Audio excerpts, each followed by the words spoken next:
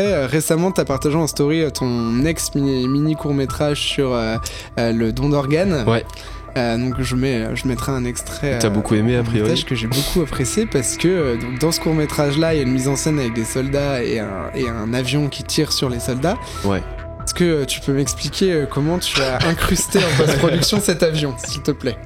Alors, je t'ai répondu, je t'ai bien affiché en story.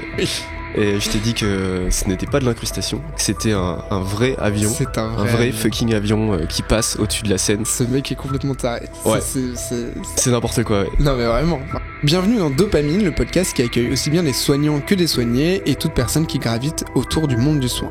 Je m'appelle Jérémy, je suis infirmier anesthésiste et créateur de la chaîne de vulgarisation médicale Les Minutes de Jérémy. Je suis accompagné de Louis, qui est infirmier en réanimation et créateur de la chaîne de vulgarisation médicale Un Homme en Blanc.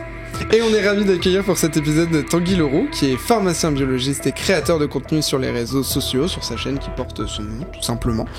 Sa particularité, c'est le contenu ultra soigné, de loin le meilleur d'entre nous sur YouTube et sur Instagram.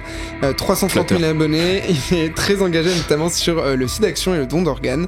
Et il a justement, on parle de don, et il a ce don pour allier image et message fort. Bah merci pour cette belle présentation et merci pour l'invitation, franchement très cool. Avec plaisir, c'est parti.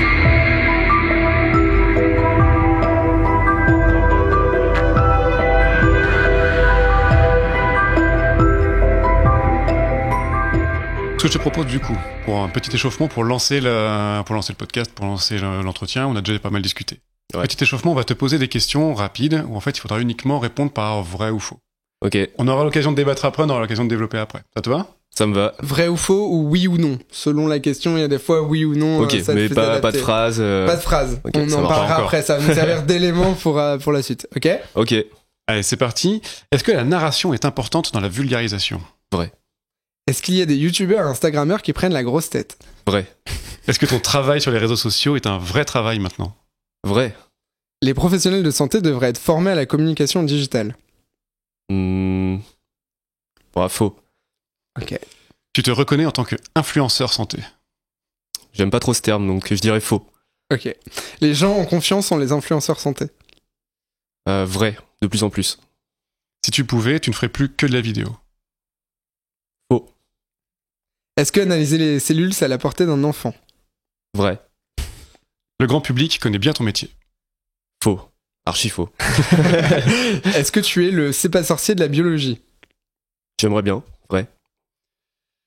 On peut faire passer tous les messages grâce à la vidéo ? Vrai. Tu aimerais t'ouvrir à plus de sujets que la santé ? Vrai. Est-ce que ton métier existera encore dans un siècle ? Ça, c'est une bonne question. Si j'étais pessimiste, je dirais non. Mais allez, je vais dire vrai. Je suis quelqu'un d'enthousiaste, d'optimiste. Ok, c'est parfait. Bon, moi je rebondis surtout sur les archi-faux. Pourquoi tu disais, quand tu disais que... Alors, plusieurs choses déjà. Tu disais que tu te reconnais pas en tant qu'influenceur santé. Ouais, en fait, j'aime pas trop ce terme. Enfin, je sais pas vous, mais moi, je suis pas fan de ce terme-là. Je dirais plutôt créateur de contenu. Et forcément, indirectement, on va influencer un peu les gens à travers notre contenu. On va peut-être les inspirer, peut-être créer des vocations sur certaines carrières. Mais voilà, c'est vrai que le terme influenceur, il a cette mauvaise image. Voilà, on connaît les influenceurs de Dubaï. C'est exactement ça. Ouais. Surtout qu'on connaît en plus dans la médecine tous les fake meds qu'il y a eu, et la loi influence a existé notamment parce que des influenceurs de santé vendaient des produits de santé et se faisaient passer même des fois pour des professionnels de santé. Donc exactement. C'est vrai que en tant que professionnel de santé, vraiment ce mot-là, quand il y a des partenariats qui nous parlent en tant qu'influenceur santé, moi je corrige justement pour le coup. Moi je suis vraiment dans ce truc-là en disant non, on fait de la vulgarisation, on fait pas de l'influence, on fait pas des unboxings. Exactement. Ouais. Ouais. Moi j'essaie de reprendre et de dire que je suis plutôt créateur de contenu et je trouve que c'est un terme assez général qui rassemble plein de choses. Ça veut dire qu'on fait de la photo, on fait de la vidéo et on n'est pas là à influencer les gens, quoi. Forcément, il y a forcément un moment où ça influence, comme tu dis, si c'est pour, mais c'est influencer dans le bon sens du terme. Ouais. Si c'est pour, si on n'a rien à vendre derrière, si on n'a rien à proposer, si c'est uniquement, voilà.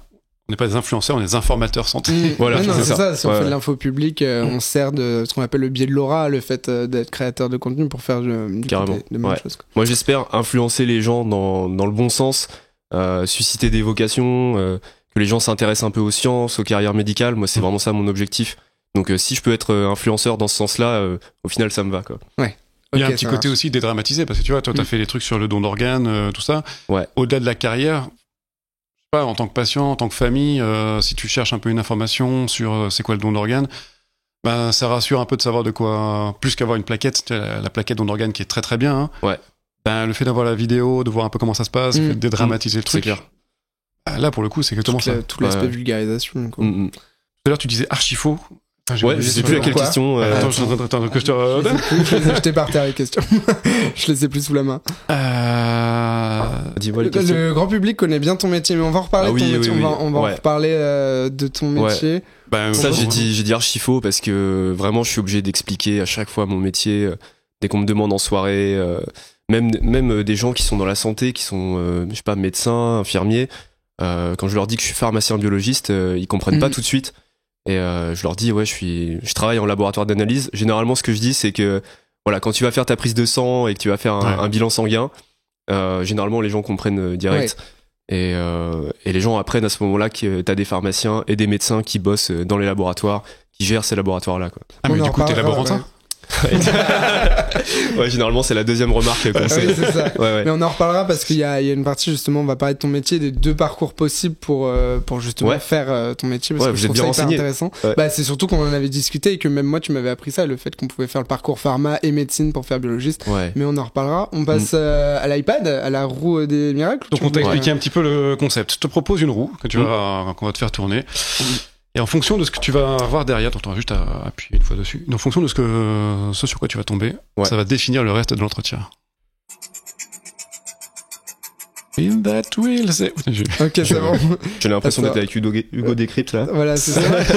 Alors, l'arbre qui, pour nous, correspond à la thématique du cinéma et de la santé. Ce qui tombe bien parce qu'on en a beaucoup parlé en introduction. Toi, il y a une caractéristique qui définit tes vidéos, on l'a dit dans l'introduction, c'est que je pense que t'es vraiment le meilleur d'entre nous sur ce domaine-là pour faire de la narration et presque de la fiction dans tes vidéos. On sent dans toutes tes vidéos, au-delà de la vulgarisation scientifique, qu'il y a vraiment cet amour du cinéma qui transparaît, qui transpire en chaque truc. Pourquoi tu fais ce choix de pas faire simplement des vidéos facecam comme on peut voir, et sans critiquer les vidéos facecam parce qu'on en fait, mais des vidéos facecam toutes simples avec un fond. Pourquoi ce petit attrait supplémentaire qui fait que tes vidéos elles sont différentes des autres? Bah, je pense que j'ai toujours été passionné de cinéma depuis tout petit. Très fan de Star Wars par exemple, de certaines sagas, Seigneur des Anneaux, tout ce qui est science-fiction aussi. Et je pense que j'attache une importance particulière à l'image, à l'esthétique, au visuel. Et c'est pour ça que voilà, j'ai envie de créer du contenu cinématographique, cinématique, et montrer la beauté de la science, tu vois, à travers mes vidéos, et pas simplement faire du fast-cam, de la narration, même si je le fais de plus en plus. Maintenant, je trouve que c'est important aussi de se montrer face caméra. Et pour la petite histoire, moi j'ai commencé justement en faisant des vidéos sans montrer mon visage. Je faisais simplement de la voix off et que des images filmées. Et petit à petit, en fait, j'ai vu que c'était aussi important d'avoir un visage sur une personne, que les gens puissent s'identifier à quelqu'un. Donc petit à petit, je me suis dirigé vers ça. Mais à la base, grand passionné de cinéma, de science-fiction.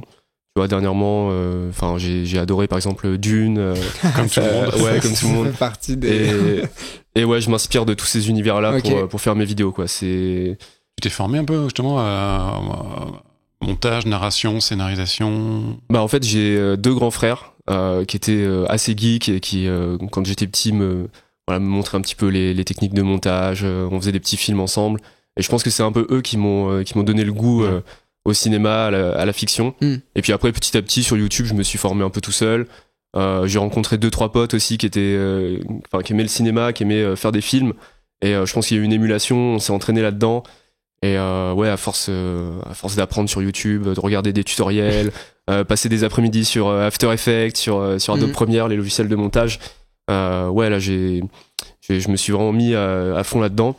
J'ai beaucoup expérimenté. J'ai été très curieux de différents effets spéciaux, tu vois, par exemple faire un time-lapse, un hyperlapse, faire de incrustation avec du masquage avec un fond vert par exemple. J'ai fait des films de mariage, j'ai fait des clips. En fait, Vraiment, j'ai expérimenté plein de branches différentes avant de trouver vraiment le domaine qui me correspondait, à savoir le documentaire, la vulgarisation, quoi.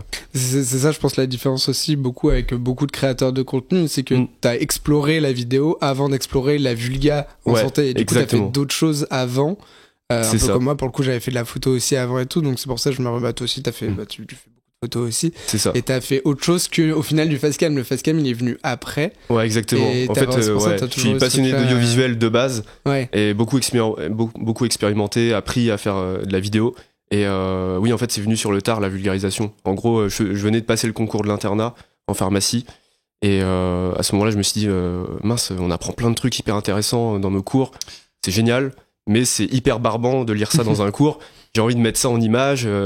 J'ai envie de partager ça aux gens, mais de façon plus visuelle, quoi. C'est exactement ça. C'est exactement ça. Et du coup, ça te prend combien de temps entre le moment où tiens, j'ai envie de faire une vidéo de tel sujet et le moment où je clique sur publier? Ça prend combien de temps? Alors, j'ai envie de dire, ça dépend un peu du format. Mais si par exemple, je veux faire un short de 1 minute, 1 minute 30, je dirais que ça me prend 2 jours cumulés, enfin au total. Il me faut au moins une demi-journée au moins d'écriture, voilà, me documenter, écrire un sujet. Ensuite, je sais pas, une demi-journée de tournage. Et puis le montage, ça peut être une journée totale. Parce que c'est ce que je dis, tu fais du facecam simple, mais il n'y a pas de facecam simple avec toi. C'est-à-dire que le moindre, ça n'existe pas. Le moindre truc, même dans les effets de sous-titres, dans les effets de transition, de son, on sent que t'as, encore une fois, ce truc ciné de même un short sur YouTube qui va être vu, qui va durer 1 minute. Tu fais la triple écriture parce que tu fais de la musique, tu fais du sound design. Donc alors la musique, je la fais pas vraiment. Non, mais je veux dire, tu la travailles quand même, tu la sélectionnes. Et les bruits, les transitions, tout est, on utilise vraiment tous ces sens pour regarder tes shorts. Et c'est, tu vois, moi je dis, on me dit souvent, je pense qu'on te le dit souvent aussi, qu'on est nous perfectionnistes, mais t'es dans la stratosphère par rapport à nous. Ouais, je suis assez fou là-dessus, assez perfectionniste, c'est clair. 2 jours pour un short, d'une minute, et pour une vidéo de 20 minutes. Justement, là, je viens de faire un documentaire de 14 minutes là sur le vin. C'est un de mes plus gros projets à ce jour. Et c'est, je pense, 2 mois de travail. Entre les phases d'écriture, les visios avec les différents intervenants pour écrire le script. Ensuite le tournage qui a duré 4 jours parce que c'était à Bordeaux et ensuite à Marseille. Et après grosse phase de montage. Donc dans ces phases-là, je m'enferme chez moi et je peux faire des journées de 8h minuit avec juste 1 heure de pause le midi. Et là c'est des grosses phases de montage où je suis enfermé, je suis dans ma bulle créative. Mais je trouve ça intéressant parce que toutes les personnes qui disent c'est bon, la vidéo sur YouTube. C'est compliqué, hein, c'est pas un vrai métier. Ouais, non. Qu'ils essayent, et puis ensuite. C'est là la vraie différence aussi avec TikTok et d'autres réseaux, c'est que YouTube, je trouve qu'il y a encore, c'est vraiment sur YouTube, et ça, je trouve pas étonnant du coup que t'es percé sur YouTube. Parce que t'as quand même, faut le préciser, plus de 330 000 abonnés sur YouTube. Sur Insta, moi j'ai toujours dit que t'étais il était quoi, t'as 10 000? Ouais, 10 000. Mais parce 10 000 14 000, c'est ça, moi, ça m'en fout, c'est qu'il a une qualité qui est largement, et encore une fois, sans niveler par le bas les autres, mais t'as un niveau au-dessus de beaucoup de personnes. Non, je pense que tu vois les plateformes. Je pense que mon contenu est pas forcément très adapté à Instagram. Pour moi, Instagram, je m'en sers comme relais en fait de mes vidéos YouTube. C'est ça. Je viens reposter des extraits, je viens poster quelques petits contenus, mais le truc c'est que je suis pas assez régulier, je pense. Insta, ils aiment pas les créateurs qui sont pas réguliers, qui postent pas souvent. J'aime pas trop faire des stories. Étaler un peu, faire du lifestyle, montrer un peu les dessous de ma vie, tout ça. Je pense que c'est pour ça que sur Insta ça prend pas de ouf, mais après j'aimerais bien justement y travailler parce que je trouve que c'est important quand on travaille avec des marques d'avoir un certain nombre d'abonnés, d'avoir un Instagram qui soit quand même propre. Donc c'est quelque chose sur lequel j'aimerais travailler cette année, quoi, par exemple. Ok, très chouette. On tourne ? J'avais encore une question. Dernière. Petite chose à raconter quand même dans le truc du perfectionniste, et je mettrai un extrait. Récemment, t'as partagé en story ton mini court-métrage sur le don d'organes. Ouais. Donc je mettrai un extrait. T'as beaucoup aimé a priori. Que j'ai beaucoup apprécié parce que donc dans ce court-métrage-là, il y a une mise en scène avec des soldats et un avion qui tire sur les soldats. Ouais. Est-ce que tu peux m'expliquer comment tu as incrusté en post-production cet avion, s'il te plaît? Alors, je t'ai répondu, je t'ai bien affiché en story Et je t'ai dit que ce n'était pas de l'incrustation, que c'était un vrai avion. C'est un vrai fucking avion qui passe au-dessus de la scène. Ce mec est complètement taré. Ouais. C'est n'importe quoi, ouais. Non, mais vraiment. Mais ouais, en fait, j'ai de la chance d'avoir des potes qui sont aviateurs, qui pilotent des avions depuis longtemps. Et je me suis dit, j'ai un court-métrage à faire sur le don d'organes. J'avais envie de faire un truc complètement décalé, donc j'ai choisi le thème de la guerre, de la Seconde Guerre mondiale. Je voulais reproduire une sorte de petit film de guerre. Et ensuite apporter le message du don d'organes à la fin de la scène. Et je me suis dit, on va faire les choses en grand. On va trouver des costumes World War II. On va trouver un avion et tout. Et du coup, j'ai demandé à mon pote si éventuellement... Cette phrase elle est folle. On rentre sur Uber. Allez. J'ai demandé à mon pote, qui fait partie du club d'aéroclub de Bernay. Okay. Et il me dit, ouais, bah, le président, il a un vieil avion de guerre, un vieux biplan de la Seconde Guerre mondiale. Si tu veux, il y aura peut-être moyen qu'il fasse la scène. Et hyper sympa, du coup, il a bien voulu tourner cette scêne. Par contre, c'était à condition de faire ça à l'aéroclub. Vous pouvez pas faire ça au-dessus de n'importe quel champ, forcément. Fallait respecter le code de l'aviation, etc. Et ouais, c'était ouf comme tournage. Enfin, c'était incroyable. Ah bah oui, ça, et bah, mon côté perfectionniste a fait qu'on a dû tourner la scène 5-6 fois, donc plusieurs passages de l'avion. Une prise. Ah oui, d'accord. Au-dessus de la scène. Ouais, ok. Mais ça, c'est cool d'avoir des potes. Je pense que c'est aussi ta force, c'est que t'as des potes qui sont là-dedans et qui sont avec toi pour l'audiovisuel. Ouais, bah c'est clair que j'ai toujours des potes qui sont là pour m'aider bénévolement. Enfin, à l'époque, on avait un budget dérisoire pour faire cette vidéo. Vraiment, on avait 3 000 € pour faire cette vidéo avec des costumes, des acteurs, un avion, etc. Et donc forcément, c'était quasiment du bénévolat. Et c'était que du volontariat, c'était une volonté de m'aider en fait dans mes projets. Et c'est vrai que j'ai de la chance d'avoir des copains qui sont toujours là pour moi pour ça. Ok, bah très chouette. Ça, pour le coup, c'est les vrais copains. Ouais. Excuse-moi, tu pourrais pas me dépanner d'un avion? Vite fait là, comme ça. Bah oui, puis j'ai simplement offert une bouteille de whisky au pilote et il était très content. Il était refait. Par contre. Avant ou après le tournage? Avant, bien sûr. Allez, c'est parti, je te file. De quoi ça va une deuxième fois. Ok, on est parti. Vas-y. Ah, tu fais ça comme personne. Ok. Du coup, je te laisse expliquer le smiley triste. Du coup, tu viens de tirer le smiley triste. En fait, on compte sur toi. Est-ce qu'il y a une anecdote dans ton parcours, soignant ou vidéaste, qui t'aurait marqué, mais évidemment quelque chose d'un petit peu pas forcément ultra positif? Alors ouais, j'ai une anecdote. Je vais pas citer de nom, mais en gros, j'étais interne à l'hôpital, donc en formation, en semestre. Je sais pas si je vais dire le nom, mais j'étais dans un semestre, voilà, dans une discipline en particulier, et ça se passait pas très bien. On était assez peu responsabilisés, on n'avait pas beaucoup. On s'ennuyait un peu, franchement. J'apprenais pas grand chose. Et je me remettais même en question sur ma vocation, mon choix de carrière. À ce moment-là, je regardais même pour faire une passerelle pour revenir en officine, parce qu'en pharma, donc t'as plusieurs filières. Tu peux faire de l'officine, tu peux faire l'hôpital, etc. L'industrie, tout ça. Et à ce moment-là, je me suis dit non, ça me plaît pas, je retourne en officine. Alors je m'étais battu pour avoir le concours de l'internat. C'est un concours qui est hyper sélectif. Et l'internat, vraiment, je l'avais voulu, je l'avais rêvé. Et enfin bref, du coup, pendant ce semestre-là, ça se passe pas très bien. Et à la fin du semestre, il y a un de mes chefs qui me dit, qui me prend en entretien et qui me fait bon, Tanguy, du coup, t'en as pensé quoi? Et moi, je voulais pas faire de vagues, je suis quelqu'un d'assez discret. J'ai dit bon bah ok, ça a été. Et puis moi, j'attendais que le semestre suivant. Et là, le mec m'a carrément enchaîné et il me dit ouais, Tanguy, je sais que tu fais de la vidéo. Mais à un moment donné, il va falloir choisir. Il va falloir choisir entre être professionnel de santé ou vidéaste. Tu pourras pas faire les deux. La biologie médicale, c'est un métier qui est exigeant. L'internat, c'est quelque chose, c'est une formation qui est chronophage, qui est prenante. Tu vas pas pouvoir te permettre de faire tes petites vidéos dans ta chambre sur YouTube et un vrai taf, quoi. Le cliché. Et je t'avoue que cet entretien-là, ça m'a mis un coup de massue. En plus, il y avait une deuxième prof, une deuxième chef avec moi à ce moment-là, pareil, qui m'a mis cher. Et clairement, souvenir triste.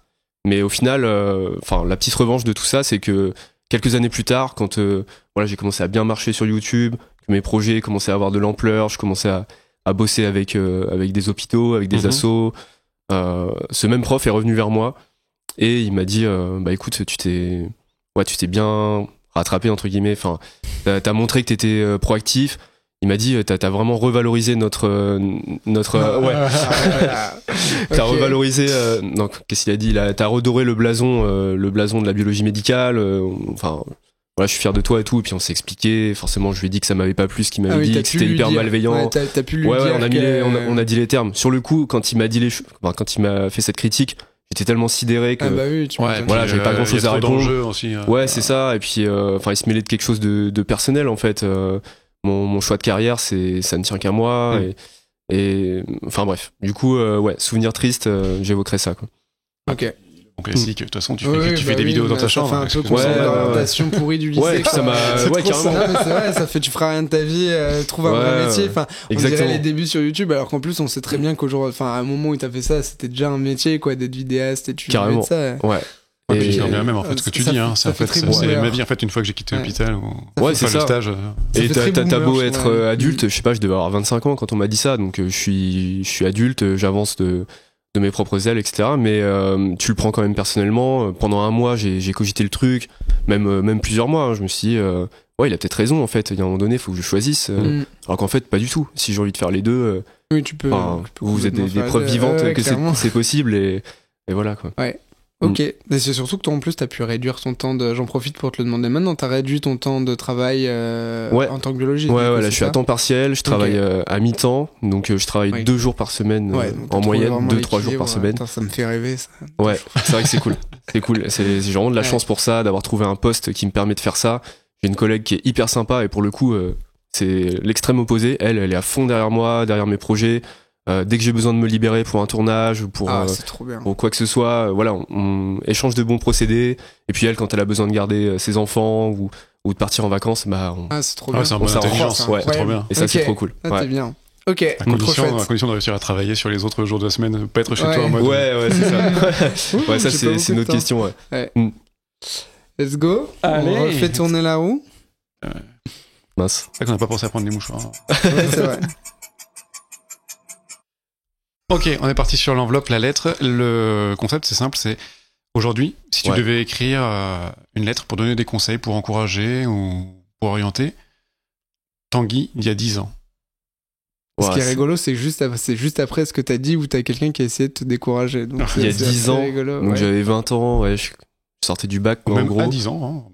Oui, ou à 10 ans, enfin, en gros, qu'est-ce que t'avais comme rêve à 10 ans et aujourd'hui, enfin, peut-être t'as forcément grandi, t'as 20 ans de plus. Je sais pas, si j'aurais un conseil, parce que quand je suis arrivé en PACES, en première année de médecine, de santé, moi j'étais vraiment déjà déterminé, tout le monde m'avait dit, ça va être difficile cette première année. Et je crois que j'étais prêt, psychologiquement, on me l'avait rabâché, et je pense que j'ai eu cette chance-là quand même d'avoir un entourage, d'avoir des professionnels de santé dans mon entourage, tu vois, un père vétérinaire, une tante pharmacienne, etc. Et on m'avait déjà donné ces conseils-là, je pense. On m'avait dit, faut que tu te donnes à fond, la première année, t'es à la fac, t'es livré à toi-même, t'es plus encadré comme au lycée, et donc va falloir bosser par toi-même, te donner les moyens. Tu seras pas en prépa, encadré avec des DS toutes les semaines, etc. L'école. Les DS. Ouais, donc d'un point de vue conseil purement pratique sur la PACES, la première année à la fac, je pense que j'ai été préparé et je sais pas si j'aurais un conseil à donner à ce Tanguy d'il y a 10 ans. T'as pas de regret du coup? Non. S'il y en a pas qui viennent comme ça. Tant mieux. Alors non, je pense que j'ai pas vraiment de regrets parce que j'ai surkiffé mes études de pharmacie, sincèrement. Okay. Vraiment, je me suis senti à ma place. J'ai rencontré des personnes formidables, des amis avec qui je suis encore ami actuellement et que je vais garder toute ma vie. J'ai rencontré, même d'un point de vue professionnel, j'ai vu tellement de choses, j'ai appris tellement de choses, j'ai aucun regret là-dessus. Et même les études de pharma en elles-mêmes sont géniales parce que t'as un équilibre entre la formation et ce que t'apprends, qui est hyper intéressant, et la vie festive, associative. Non, c'est hyper important. Et en plus, il y a une mixité, je trouve, en pharma. Tu vois, autant de gars que de filles. Du coup, ça crée, je sais pas, ça crée un équilibre qui est hyper agréable. Donc, si je devais donner un conseil à un jeune qui se lance dans les études de pharma, c'est d'y aller à fond, il y a plein de débouchés possibles. Ouais, je me suis un peu perdu là. Non, pas du tout. Non, toi, t'avais fait PACES pour pharma dès le début. Ouais, moi j'avais fait. Tu savais que tu voulais faire. J'avais fait PACES pour pharma. Alors pourquoi pharma et pas médecine? Parce que j'ai. Ah, ça fait partie de tes questions. Sur un autre sujet. Mais oui, ça tu peux le dire dès maintenant parce que c'est centré un peu plus sur autre chose. Pourquoi pharma plus que médecine? Mais c'est une très bonne question. Je pense que j'avais pas envie de trop de contact avec les patients. À l'époque, j'étais quelqu'un. Je me voyais pas faire des gestes sur les gens. La vue du sang, les trucs un peu dégueulasses, tu vois, faire un toucher rectal par exemple, ça m'effrayait. D'accord. Pour moi, c'était, je sais pas pourquoi j'avais ça en tête. Non mais c'est bien d'être honnête avec soi-même et pas te le découvrir au milieu de ton cursus de médecine quoi. Exactement, c'est ça. Et sauf que 10 ans plus tard, en fait, c'est des trucs qui me gênent plus du tout maintenant au labo. Je fais des prises de sang tous les jours, je fais des prélèvements de mycose des ongles, des prélèvements vaginaux, des trucs comme ça et limite je trouve ça cool en fait d'avoir ce contact avec les patients. Et en fait, on parle pas assez du côté cool d'aller chercher les mycoses quand même. Ouais, c'est vrai que je parle de prélèvement vaginal et après je dis que c'est cool. C'est super cool comme contact dedans. Mais non, en fait, je pense qu'on évolue en tant que personne. Quand j'avais 18 ans, c'est des choses qui m'effrayaient, que j'avais pas envie de faire. Et 10 ans plus tard, en fait, c'est des choses qui me dérangent plus et au contraire que je trouve plutôt cool, qui me sortent de mon bureau, qui me sortent de la paillasse, d'aller faire un prélèvement, de parler à quelqu'un, c'est quelque chose que je trouve plutôt agréable. Et sinon pour finir avec la question, niveau conseil, d'y aller à fond, de croire en ses projets, et notamment le projet artistique aussi créatif, parce que moi à la base quand j'étais petit, j'avais toujours dit à mes parents que je voulais faire une carrière artistique. Depuis tout petit je dis que je veux être réalisateur, je veux être dessinateur de BD, je veux être architecte, et peut-être que mes parents m'ont un petit peu orienté, un peu influencé vers la science, vers des métiers plus sûrs entre guillemets. Et alors je regrette pas parce que je regrette pas mon parcours parce que comme je dis pharma j'ai kiffé et puis maintenant j'ai un métier qui est hyper chouette et maintenant je m'en sers pour faire du créatif. Et mais je pense que si on a l'esprit créatif, qu'on a l'âme artistique, je pense que c'est bien de l'exploiter à fond et de pas laisser ça de côté, sinon on risque d'avoir une frustration toute sa vie. C'est ce qui nous réunit un peu ici aussi, je pense. On n'est pas là par hasard, mais et puis l'un n'empêche pas l'autre. Je pense qu'on peut faire les deux. Moi je suis sincèrement attiré par les sciences, je kiffe vraiment ça et j'aime tout autant que j'aime l'artistique, le créatif. Et c'est comme ça que j'ai essayé de mêler les deux. Mais je me reconnais vraiment là-dedans parce que moi, je voulais faire réal quand j'étais petit et mes parents ils m'ont dit top, fais des études et j'ai baigné dans la science. Vraiment, la même éducation. C'est pour ça que je me reconnais. Et du coup, j'ai fait des études et je fais de la réal à côté. Quoi. Donc, je pense qu'on peut les comprendre les parents là-dessus. C'est le côté bienveillant. Ils veulent t'orienter le mieux possible. Alors, même si quand t'es petit, et puis il y a le côté rassurant aussi. Ouais, c'est ça. D'avoir un vrai métier. Le vrai métier dans le sens où faire réal, c'est pas, c'est pour percer en tant que réal et réussir à faire que ça. Et aller parce que quand on est petit, je pense qu'on rêve du réel qui fait du long métrage et qui finit affiché. Je vois Lou, mon cadreur, qui a des étoiles dans les yeux à l'évocation de ce sujet. Et voilà, c'est aussi le. C'est un vrai métier. Mais pour moi, ça reste possible. Pour moi, ça reste possible. Bien sûr. Justement. C'est pour ça que je regarde Lou en regardant. Carrément, tu regardes les réalisateurs, leur premier long métrage, généralement, ils le font à 40, 50 ans. Pour moi, une carrière, ça se construit sur le long terme. Bien sûr. Moi, mon objectif final, ça fait peut-être partie de vos questions, mais mon objectif à terme, ce serait de faire un documentaire qui passe sur Arte ou sur Netflix. Ça, c'était dans le truc précédent, effectivement. Je voulais te demander si t'avais un gros projet, le projet de tes rêves en termes de ciné. Est-ce que ce sera plutôt du long métrage ou du docu, par exemple? Je pense plutôt documentaire. D'accord. Ouais. Même si j'adore la fiction, j'adore. Je vous parlais de Star Wars, Dune, et voilà, j'adore réaliser de la fiction.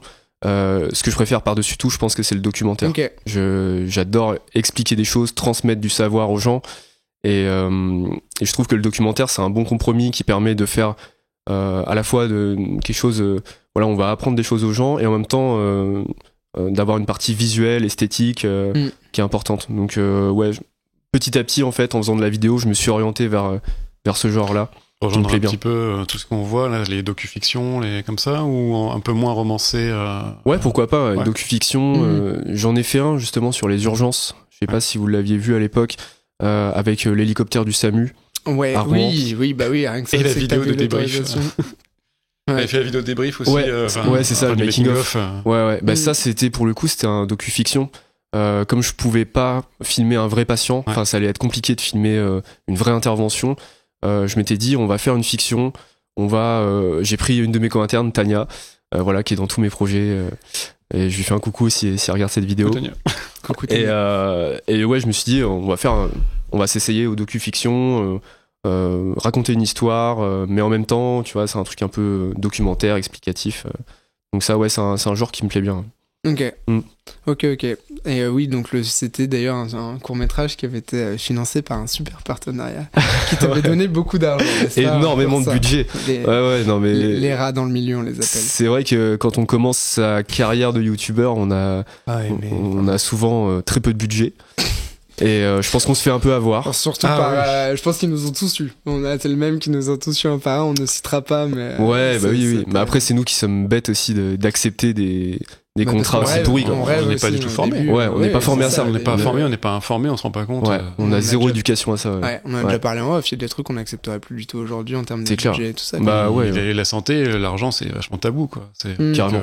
Ah bah ça, oui, ça nous colle à la Bah moi, pour la petite anecdote, le premier contrat que j'ai fait, je crois que j'étais payé 200 balles pour filmer tout un concert. Alors c'était pas dans la santé, hein. Okay. Mais filmer tout un concert, une battle de danse, je crois.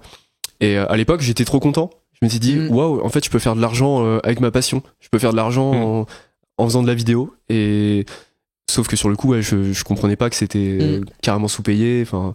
Bah alors pour le coup, alors ils sont hors cadre, mais on discutait avec Mathilde et Lou sur le trajet, qui eux sont des professionnels dans la vidéo. Ils font des projets bénévoles encore aujourd'hui. Donc nous, on a la chance effectivement d'avoir mais c'est un milieu où c'est compliqué effectivement d'aller chercher de l'argent. Carrément, parce que puis il y a des youtubeurs qui payent très très mal leurs équipes aussi dans tous les milieux. Quoi. Donc même au sein des trucs. Ouais, c'est un peu le nerf de la guerre, l'argent. C'est carrément le nerf de la guerre, et je pense que c'est aussi pour ça que je travaille à côté en labo, que je continue d'avoir cette activité-là. C'est pour avoir mon salaire à la fin du mois, enfin un salaire fixe, qui me permette de financer ma passion dans des moments de creux où je vais pas avoir de projet, par exemple en plein été, tu vois, on n'a plus rien à faire niveau vidéo, et je trouve que ça permet d'avoir une sécurité d'esprit, de se dire bon bah, et puis en plus ça permet de sélectionner seulement les projets qui m'animent vraiment, et de pas accepter tout et n'importe quoi entre guillemets. Non, mais t'as complètement raison pour le coup. Et enfin, je sais que si je faisais que de la vidéo, j'aurais un peu cette pression d'accepter, je sais pas, de faire des publicités, faire des vidéos corporate qui me plaisent pas trop, pour des produits. Ouais, c'est ça, pour faire rentrer de l'argent, quoi. Ouais, pour de la vidéo pour toi. Moi, être vidéaste dans la vie de tous les jours, je pense que je pourrais le faire, mais j'aurais mais être lancé et de vivre que de ma chaîne YouTube, je pense que je pourrais jamais, par peur, déjà du jour où ça s'arrête, et comme tu dis, de la pression, où tu deviens, enfin, c'est pas juste, ça t'anime pas juste ta passion, ça te fait manger aussi. Ouais, je pense que nous, on a cette chance de faire autre chose à côté, bon, ce qui est, quand on peut pas diminuer notre activité principale, c'est aussi un défaut, parce que du coup, on cumule, mais on a cette sécurité de se dire, c'est pas YouTube qui nous fait bouffer, YouTube, il nous fait kiffer, en fait. Et ça permet de faire des projets comme aujourd'hui. Et puis, vous-même, vous savez, YouTube, ça met tellement de pression sur à quel point ta vidéo marche ou pas. Direct, t'as du feedback. Ta vidéo marche moins que d'habitude. C'est le truc qui te casse bien le moral. Les stats sur YouTube. Les stats sur YouTube, c'est horrible. Enfin, ou même sur tous les autres réseaux. On vous adore YouTube, c'est vous qui publiez cette vidéo. Mais non, que ce soit Insta, TikTok, enfin toutes les plateformes, je trouve que ça te met une pression, quoi. Quand ta vidéo elle marche pas, tu fais 0 vue et tu te dis derrière c'est ça qui me fait payer mes factures et qui me donne à manger. Ça peut s'arrêter du jour au lendemain. Ça peut s'arrêter. YouTube qui décide on va te fermer parce que quelqu'un t'as pas respecté une des 10 millions de règles. Ouais. On est parti. Allez. Yes. Je la sens bien là. Allez. Yes. Parce que nous c'est ce qu'on attend avec impatience celui-là. La balance. Vas-y, je te laisse expliquer ce nouveau mini-jeu. La balance va reprendre un petit peu le même concept que le vrai faux de l'échauffement. Ouais. Sauf que ce coup-ci, on va partir sur, tu connais le principe du surcoté ou sous-coté. Ok. Ouais. Je vois à peu près. Là, éventuellement, si t'as quelque chose à ajouter, t'as le droit de rajouter un petit complément s'il n'y a pas besoin. Pour justifier. Pourquoi d'accord. Sous-coté, tu vois. Vas-y. C'est bon pour toi ? Ouais, c'est bon, j'ai compris. Allez, let's go. La faluche dans les études, surcoté ou sous-coté ? Ouais, surcoté. Ok. Je suis moi-même faluchard, mais... Alors là, ça devient intéressant. Mais enfin, je le sais qu'il y a toute une aura autour de la faluche, toute une réputation, mais ça fait partie du truc. Les gens qui sont faluchards, ils aiment bien alimenter cette réputation hyper crado, glauque, presque, ouais, c'est ça, confrérie. Alors qu'en fait, c'est pas comme ça qu'on doit le voir, je pense. La faluche, c'est un super souvenir de ces années d'études. Et je trouve que c'est la tradition, tu vois, c'est vraiment une tradition française ancrée depuis 1888. Ouais, et je connais mon code de la faluche. Hein. Et moi, j'ai zéro regret d'avoir fait. C'est quelle couleur la faluche format vert? Ouais, c'est un velours vert. Ouais, c'est je retiens, parce que je crois que c'est même que pour Staps. Je crois que c'est vert. Okay. Ouais, en gros, toutes les filières de santé sont en velours. Parce qu'à l'époque, sur les batailles napoléoniennes, ils essuyaient le sang avec du velours. Okay. Voilà. Incroyable. Et les autres filières, c'est bon, pour ça que les autres filières sont en satin. Donc les filières hors santé sont en satin. Donc ça, je trouve que c'est, tu vois, c'est typiquement le genre d'anecdote que je kiffe avec la faluche, c'est tout ce folklore, ces codes, ces traditions, et c'est en partie pour ça que j'ai fait la faluche. Alors aussi pour le côté cool, quand t'es en soirée avec tu revêtis ta faluche. C'est vraiment identitaire en fait. Il y a un truc identitaire. Et l'avant, fais-moi rêver. Je peux plus compter. Surtout que les pins, c'est moi qui les designais, qui les faisais. Ah ouais? Ouais. Est-ce que ça t'étonne?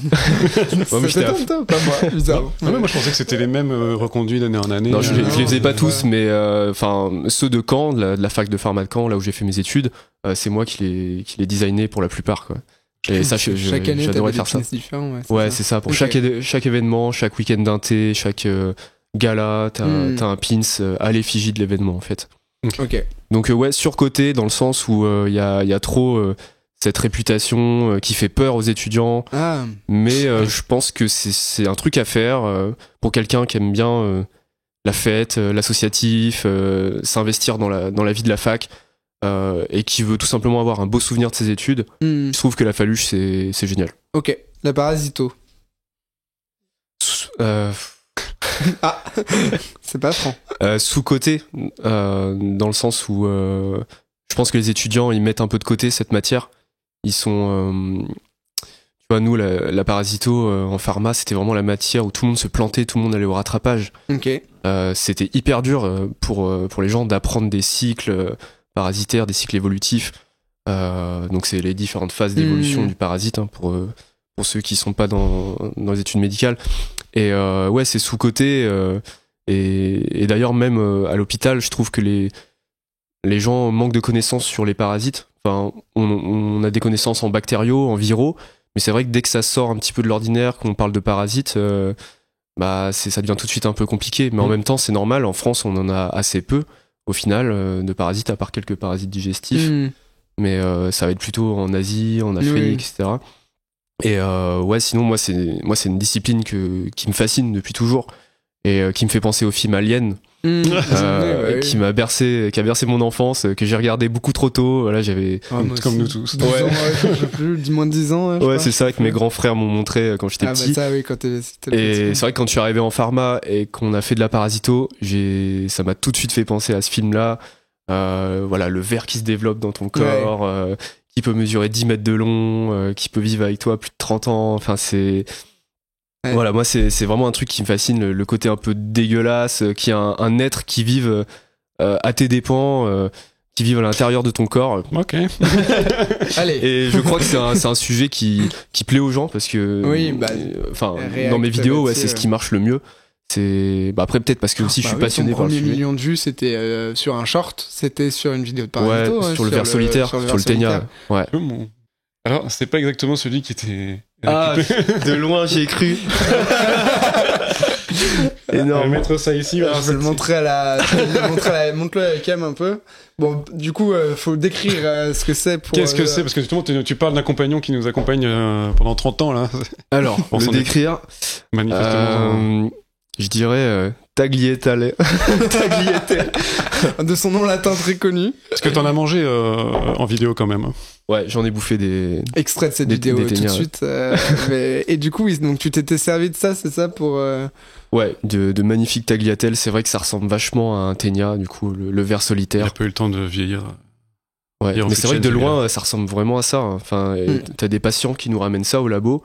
Bon, ouais, il y a ça qui m'est sorti de l'anus. Voilà, je vous ramène ça. Qu'est-ce que c'est? Il nous ramène ça dans un pot. Nickel, bah voilà, donc on va finir le podcast avec ces magnifiques ténias au milieu. Si c'est beau dans le cadre, les ténias? Ça c'est génial. Ça existe, ça a le mérite d'exister. Ok. C'est génial parce que c'est vraiment ma marque de fabrique. J'ai fait tellement de vidéos sur ce sujet. Ça c'est une idée de. Sur côté ou sous côté le ténia pour maigrir, hein, parce que j'ai vu qu'il y en a qui utilisaient ça. Les influenceuses.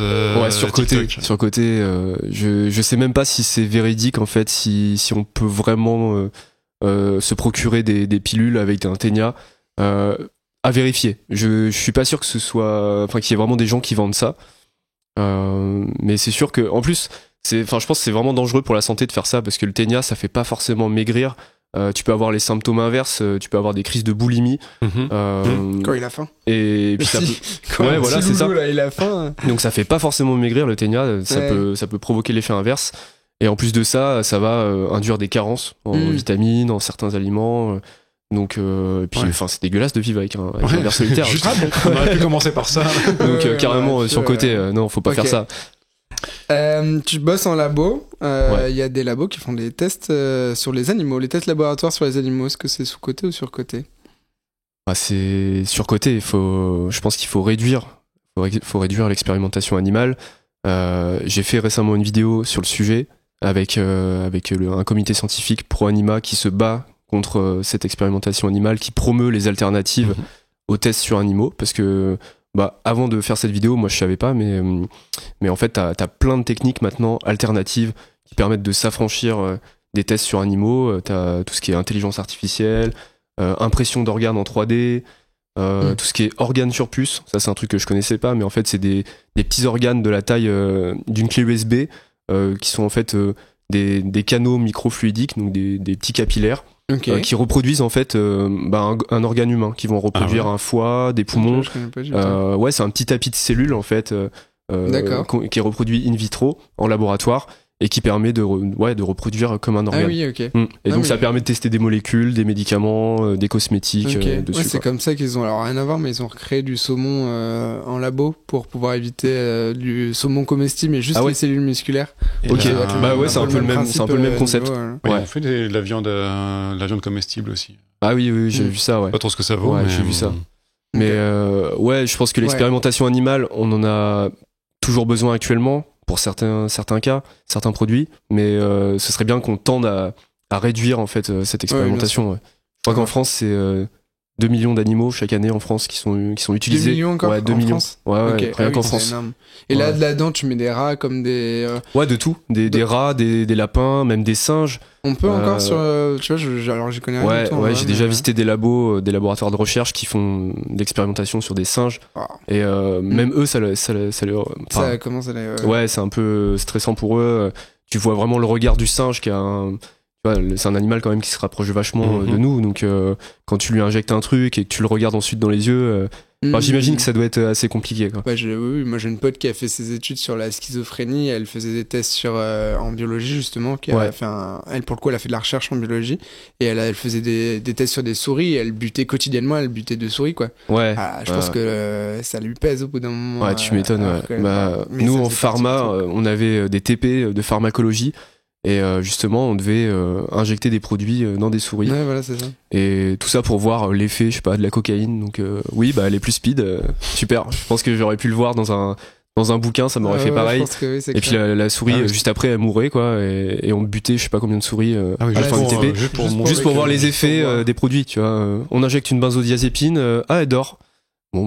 Est-ce qu'on a vraiment besoin de voir ça voir pour croire, quoi. Ouais, c'est ça. Ouais. Ok. De côté, les vidéos éducatives sur YouTube. Sous-côté, dans le sens où il y en a pas assez, quoi. Il faut en faire plus. Il faut un maximum de vidéos éducatives. D'ailleurs, je crois qu'en Chine, sur leur TikTok, le TikTok chinois, c'est que des vidéos éducatives pour les enfants. Ils ont bloqué tout le reste des contenus. Par rapport au TikTok occidental, américain ou européen, où nous on va avoir un petit peu de tout, on va avoir beaucoup de divertissement et beaucoup de conneries aussi. Et je pense que on peut vraiment apprendre grâce à YouTube, grâce aux vidéos. Alors ça va pas remplacer des cours magistraux, un vrai prof, etc. Mais c'est un média qui permet d'apporter de l'info complémentaire et du visuel aussi sur certaines choses. Je vous parlais tout à l'heure de moi, mon envie de faire des vidéos justement pour expliquer certains cours de pharma, de médecine que je trouvais hyper intéressants, notamment le ver solitaire, qui peut être un cours imbuvable. Voilà, apprendre le cycle du ver solitaire, c'est hyper difficile. Mais quand tu l'as en vidéo, on te montre un bœuf qui est l'hôte intermédiaire du parasite, ensuite un ténia dans un flacon, donc vraiment le parasite adulte définitif. Je trouve que c'est beaucoup plus visuel et ça permet d'apprendre d'autant plus facilement. Par exemple, moi mon objectif avec les vidéos, c'était montrer certaines choses que je voyais dans les bouquins et que je visualisais pas du tout. Par exemple, un flacon d'émoc. Bon, ça vous connaissez bien. Moi j'apprenais par cœur flacon d'hémoculture à prélever pendant les pics fébriles, etc. Mais je voyais pas du tout ce que c'était. Qu'est-ce que ça impliquait, et jusqu'au jour où à l'hôpital je me suis retrouvé devant un flacon d'émoc, à prélever, faire une prise de sang d'hémoculture, à le mettre dans l'incubateur, dans la machine qui va faire pousser les bactéries, qui va détecter donc la présence de CO2 et donc la présence de bactéries. Ensuite, avec ce flacon d'émoc, on va regarder, on va faire un examen direct, on va faire un gramme pour voir les bactéries. Donc tu les vois vraiment, les bactéries. Tu vois tes bacilles, tu vois ton méningocoque, et c'est carrément plus simple de comprendre ces choses-là par rapport à juste apprendre dans un bouquin, d'être à la BU et de lire ton bouquin, quoi. Là, pour le coup, ça vaut le coup de le faire. Ça. Ouais, donc vidéo éducative à fond, quoi. C'est surtout qu'en plus, on dit souvent que les infirmiers, on va vite sur le terrain. Ouais. Et je voyais, moi, j'ai plein de potes qui étaient en médecine, et il y a plein de trucs que je comprenais plus facilement parce que je les voyais, ne serait-ce que l'antibiothérapie en réa, par exemple, pour eux, c'était hyper abstrait. Et ils apprenaient effectivement par cœur les classes, mais quand tu les manipules tous les jours, tu comprends mieux. Donc effectivement, ça passe par les vidéos aussi. Carrément. Comme ça, ouais, je pense que toi, tu dois maîtriser, facilement maîtriser l'antibiothérapie parce que t'es sur le terrain. Louis encore plus que moi qui bosse en réa depuis plus longtemps, mais oui, on a ce côté pratique. Alors j'aime pas le mot pratico-pratique, mais voilà. Est-ce qu'on en refait une dernière ou on passe à une autre activité ou Si, moi j'en ai une petite dernière. La vocation soignante. Surcoté ou sous-côté ? Ouais. Surcoté. Surcoté. Je pense que voilà, c'est un peu trop romancé, cette histoire de j'ai une vocation pour être médecin, c'est ma destinée, je dois finir médecin ou infirmier ou autre. Et je pense que non, c'est comme je disais tout à l'heure, on évolue. Je pense que notre mentalité change aussi en fonction du temps, nos envies, nos désirs changent avec le temps. Je vous disais que moi à l'époque, c'était que pharma que je voulais faire, c'était absolument ça. Ouais. Et sauf que 10 ans plus tard, je me dis que j'aurais pu faire aussi de la médecine, tu vois, radiologie, l'ophtalmo, l'anapath, ça m'aurait plu. Et j'aurais pu faire un tout autre métier aussi. J'aurais pu faire réalisateur, architecte. Il y a plein de domaines qui m'auraient plu. Et enfin, moi, en tout cas, je me suis pas... j'ai jamais eu de vraie vocation comme ça, pure et dure. D'ailleurs, juste avant le bac... j'ai mis pharma 2 mois avant de passer le bac, sur ma liste de choix sur internet. C'est pas un truc que tu voulais faire depuis tes 10 ans. Ouais, c'est ça. Il y a pas une lumière divine un jour qui t'est tombée dessus en disant tu iras aider les autres. Ne sois pas sarcastique. Ouais, exactement. Et du coup, le message que je veux dire, c'est, aux plus jeunes qui nous écoutent, c'est que si par exemple vous avez foiré médecine, que vous n'avez pas atteint le métier de vos rêves, etc., vous pouvez carrément vous épanouir dans autre chose, dans une autre filière. Même pas du tout dans le médical, ça peut être totalement autre chose. Et ouais, je pense que cette question de la vocation, non, elle est pas forcément vraie, quoi. Ouais, on a pu le retirer. Parce que là, du coup, on va prioriser. Non, c'est parfait, c'est le sujet qui nous manquait surtout. Est-ce que tu peux justement, en parlant de rapide, donc ça va être rapide, parler de ton métier de biologiste, donc ton parcours, expliquer ton parcours, et du coup, on peut le faire de 2 manières, tu me l'as expliqué de façon différente, tu me l'as déjà expliqué. Est-ce que tu peux l'expliciter un petit peu, détailler ton parcours et ton métier de tous les jours ? Ok, alors du coup, mon métier, c'est pharmacien biologiste. On peut aussi dire biologiste médical, c'est la même chose. C'est un métier qui est accessible soit par les études de pharmacie, soit par médecine. Et à la fin, on obtient le même diplôme. D'ailleurs, c'est la seule spécialité, la seule filière qui est commune à médecine et pharma. Okay. Et ça, je savais pas du tout avant qu'ils m'en parlent. Voilà, le métier de biologiste médical peut être accessible par ces 2 filières. Donc, en passant par pharma, c'est 5 ans de tronc commun. Et ensuite, il faut passer le concours de l'internat en pharmacie. Okay. Et une fois qu'on a ce concours, donc la formation pour être biologiste, ça dure 4 ans. Donc c'est 8 semestres, donc 8 stages de 6 mois à faire à l'hôpital, sur le terrain. Donc on va se former à notre métier de biologiste médical. En passant par médecine, donc il faut faire 6 ans de médecine, passer l'internat de médecine, et pareil, choisir la spécialité biologie médicale. Okay. Et le temps de formation, c'est le même. Donc c'est 4 ans de. Tu vois, je pensais, c'est plus que. Enfin, maintenant, les médecins généralistes, c'est 4 ans, mais c'est une spécialité, quoi. Ouais, c'est ça. C'est vrai que c'est relativement long, 4 ans. Mais après, il faut se dire que c'est 4 ans où on est sur le terrain, on est payé, on est salarié, on est interne. Donc voilà, pour les plus jeunes qui nous écoutent, qui se posent la question de ça va être des études un peu trop longues, je vais être sur les bancs de la fac pendant 10 ans. Non, en fait, on est sur les bancs de la fac 5 ans, c'est déjà beaucoup. Hein. Et ensuite, on est sur le terrain, on est dans la vie active, quoi. Il y a une plus-value à faire médecine ou pharma l'un par rapport à l'autre. Enfin, je sais quand t'as le choix. T'es premier en PACES, enfin c'est plus PACES, mais... Il n'y a pas vraiment de plus-value. Je pense que les deux filières ont chacune leurs compétences particulières. En médecine, tu vas avoir un versant un peu plus clinique, tourné vers le patient, médical. Alors qu'en pharma, on va plus être bon en analytique, en chimie, plus le côté paillasse laboratoire. Donc en fait, dans un labo, c'est cool d'avoir les deux types de profils qui vont se compléter.